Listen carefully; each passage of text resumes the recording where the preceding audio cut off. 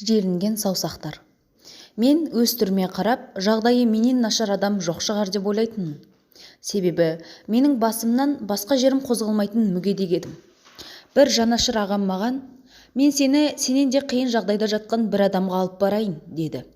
Сөйтсем, ол да денесін қозғалта алмайтын жарымжан жан болып шықты. Оның үстіне есту мен сөйлеуден қалған екен. Бір күні әлгі кісінің басынан кісі жылатарлық оқиға өтіпті. Бірде туыстары халін білуге кірсе, киіміне жағылған қанды байқайды. Жүзіне қараса, көзінен жасы бұршақтап, егіліп жылап жатыр екен. Не болған деп тексеріп қараса, бір қолының қос саусағы ортан белден жоқ, әлдекім пышақпен шорт кесіп алғандай.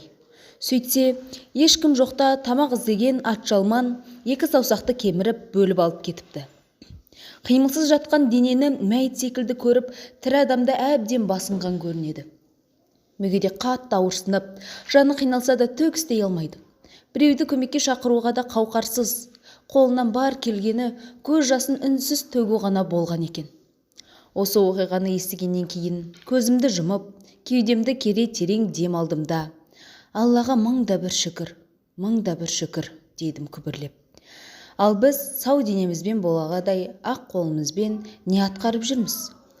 Құлақпен еркін естіп, дауыстап сөйлей алудың қадірін білдік пе?